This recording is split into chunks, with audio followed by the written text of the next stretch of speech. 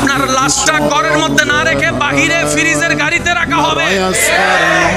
ঘরের সামনেই গাড়ি, ফ্রিজের মধ্যে লাশ।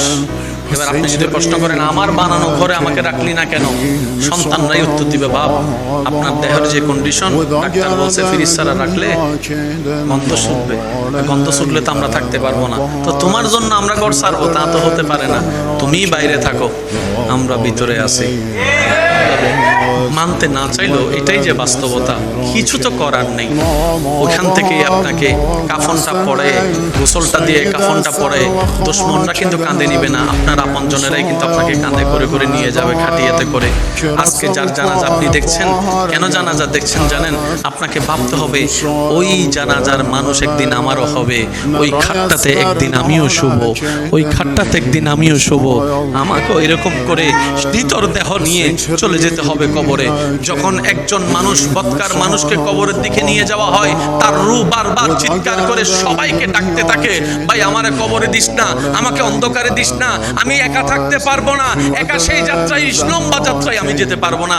সে চিল্লাতে থাকে, শোনার মতো কান আপনার আমার হয় না। আপনার আপনজনেরাই আপনাকে কোমরের মধ্যে গামছা বেঁধে, দুইজন নিচে থাকবে, হাতটা দিবে, দুইজনে কোমরের মধ্যে ধরবে, দুইজনে পা মাথা ধরে আস্তে আস্তে নামানো হবে। চিৎকার দিতে থাকে সেই সময় মৃত্যু ব্যক্তিরা, যখন রূহগুলো চিৎকার দিতে থাকে, ভাই আমাকে নামাইস না, আমি পারবো না থাকতে, কবরের মধ্যে থাকতে পারবো না। কে শুনে কার কথা? ভালোবাসা যতই হোক, শরীর থেকে গন্ধ শুরু হলে ভালোবাসা তো আর ভালোবাসার জায়গায় থাকবে না, এটাই তো বাস্তবতা।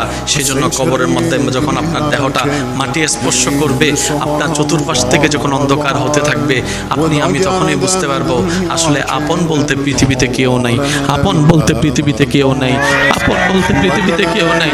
সবাই শুধু সাময়িক চলার একটা নাম মাত্র, সবই সাময়িক একটা চলার বাহানা মাত্র। পরিচয় দিব কি এই মেয়েটাকে? সেজন্য বলে যে এটা স্বামী, এটা স্ত্রী। পরিচয় দিব কি এই ছেলে মেয়ে? তখন উত্তর দেয় এটা আমার বড় ছেলে, এটা আমার বড় মেয়ে। সামান্য একটা পরিচয় মাত্র।